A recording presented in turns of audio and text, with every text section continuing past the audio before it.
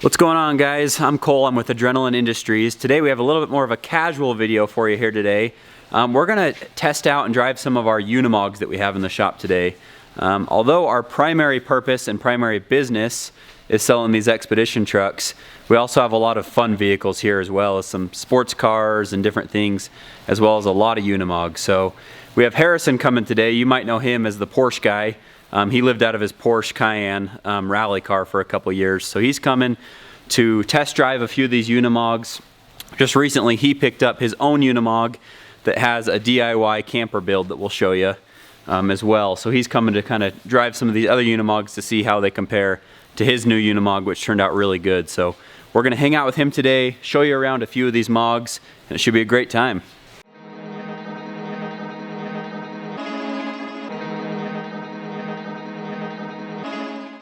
My name is Harrison Schoen. This is my 1985 Mercedes-Benz Unimog U1300L. I acquired it about 3 months ago, and 2.5 of those months spent with getting the engine replaced. I blew it up because I didn't know how important an EGT was, and I learned a very expensive lesson. So about 3 weeks driving this around total, and I've put maybe 2,000 and some change miles on it. I've driven it from Colorado to Utah, and then I just finished a trip up to Jackson Hole, Wyoming. And back to Salt Lake City we go. So I purchased the camper from an 82-year-old man who started and kind of finished the project over a 20-year period. Most of that was done 10 years ago. So the electrical system and many of the components inside the camper are 10 years old. I'm probably going to own this for, I would hope, the remainder of my life until I'm able to afford or build something better. But the amount of work and time spent on this over the course of 20 years, I can't justify right now, and I don't think that I even want to tackle a project like that. So my extent of working on this is maybe polishing the camper, adding some updated components, and making sure it's livable for me and my situation. So over here we've got the living room and dining room. The table, the seller said the wood came from Mexico. I don't know the full story behind it or remember the full story because it's been a while. I've got my propane heater under here, but actually built into the camper, there's radiant heat. So the hot water for the shower and stuff runs all throughout like this portion of the camper and would warm the inside of it, but I don't have water in here. Because it's the winter, I don't know if everything fully works well. I also need to install like an in-tank heater to make sure the water doesn't freeze. Okay, in the kitchen we've got the Dometic 2-burner stove. In my sink with my faucet, I've got all of my trash right now, just because I didn't put it in a bag yet. Underneath here, I've got the fridge. Also more bananas that are dead. Storage here, all around here. Got the half turn or 180 turn left latches. Over here, I've got more power, more lighting. Under cabinet lights here. 120 volt outlets here. One in there. 2 more in there. And then over here, we've got the shower. So in the shower, I've got the 2 shower heads right here. One's removable, wash your body off, whatever you want to do. The toilet on this side is a cassette that pulls from the outside of the vehicle to dispose of all the waste you've accumulated. Back here we've got the diesel heater, and the actual diesel heater tank is underneath here and behind the toilet. So it's 5 gallons for the diesel heater, and the diesel heater heats all the water that runs throughout the cab. And then I've got a hydronic towel rack, so the hot water also runs through this and warms your towels. I'm not sure if you have to run 120 for all of that to actually work. That's the stuff I still have to figure out.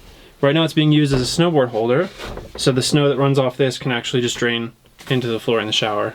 That made the most sense, and there's not really snowboard storage anywhere else. Over in the bedroom here, I've got a full-size mattress. I'm 6'5", so I have to lay diagonally to not hit my feet or have to curl up.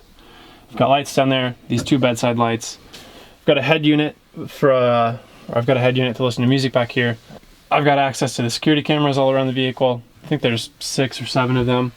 And then all of the storage I could need for my clothing and dirty laundry and stuff back there. And I've also got a hatch to access the roof with these fold down steps.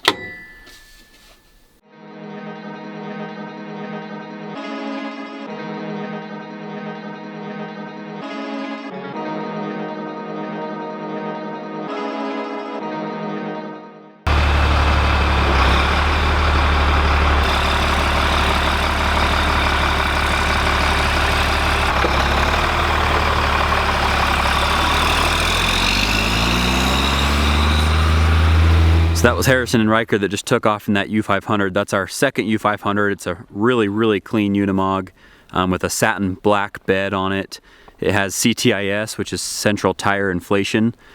So what that means is from a button in your cab, you can actually inflate and deflate the tires on command. So as you're headed towards an off-road trail, as you're headed onto dirt, you can hit that button and air down your tires. As well as when you're coming back onto pavement, you can hit that button again while still driving and air those tires back up, which is a really, really unique system that most vehicles would never have. As well as we added some really nice Baja Designs lights on the front of it. It has a secondary AC unit, and the motor in it is a Mercedes-Benz 6-cylinder 906 turbo diesel with 280 horsepower.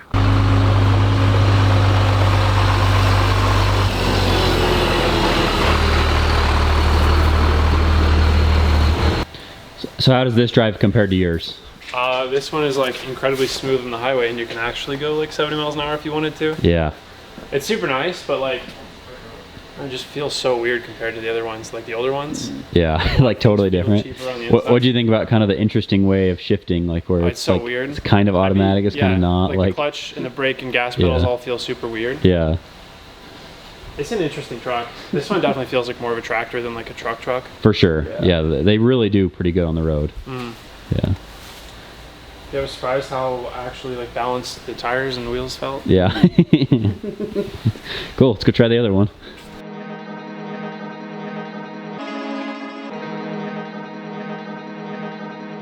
This is a Unimog 2450L. This is a super rare Unimog.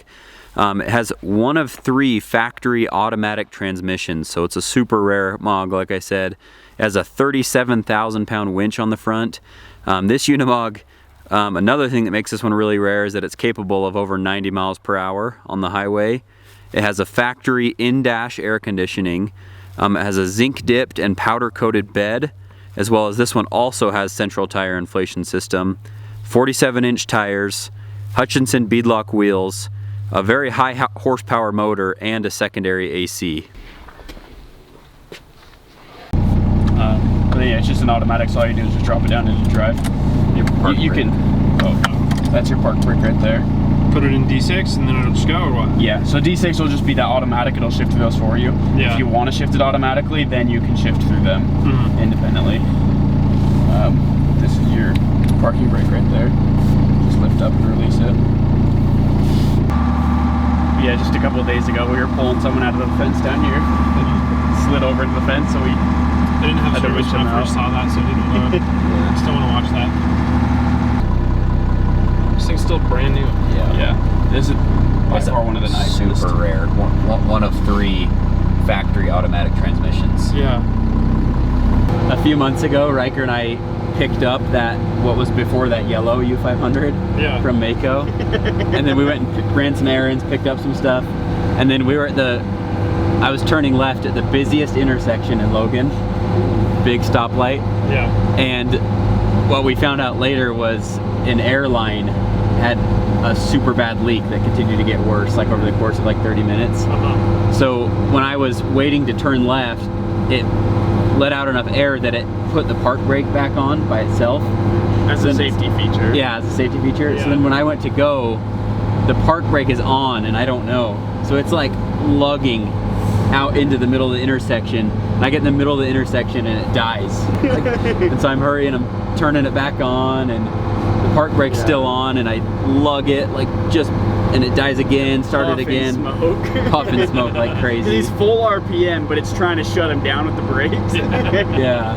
So I like barely get off to the side of the road, and then we have to limp it to the next city just to get it off of the highway. And then so I was able to, we went back later and I was able to tape I went through like a whole roll of electrical tape. Was able to tape the hose enough that we were able to drive it home and then replace the but you could like watch, and at that point you could like watch the air like slowly lose it, and then the park brake would turn on and like yanks you forward. Dude, that's so annoying. But like the worst possible place it could have happened. There's been 2 times in mine now where like the parking brake has turned itself on somehow. Like it's not like I'm low on air or something. Really? And it's like when I'm parked in a parking lot and I don't notice and I try to go somewhere and I'm like Something's breaking. Yeah. Something's breaking. But in the parking lot at Jackson yesterday, or the day before yesterday when I was leaving the resort, I had to I was on ice. For some reason the brake switched itself on as I was trying to reverse from the spot. Yeah. So I flick on 4-wheel drive and I'm able to reverse out of the spot. I start going forward again and the rear end is swinging out. I'm like, that's weird. Why is the rear end swinging that way? But I don't notice for the whole parking lot. Yeah. Yeah, it wasn't until I was about to leave the parking lot that I realized the brake was on. And you're just it was so driving sideways through the lot. The front end is just dragging crab the rear walking. along. Yeah. As there's people watching me too, they probably think I'm an idiot. Yeah. All right, guys, well, that is the end of our video for today. Appreciate you watching, and also want to thank Harrison for coming out and showing us his Unimog. That was really fun to kind of see a walk around of his new build that he'll be living out of for the next little while. And it was fun to have him drive some of our other Unimogs as well. We'll continue to show you some of the other Unimogs as well as all of the vehicles we have in our fleet. As time goes on, we'll create more videos to display all of those. So again, thanks so much for watching. If you're new here and you like this type of content, you like this video, would love to have you be a part of our channel and would appreciate it if you would subscribe. We'll see you next time.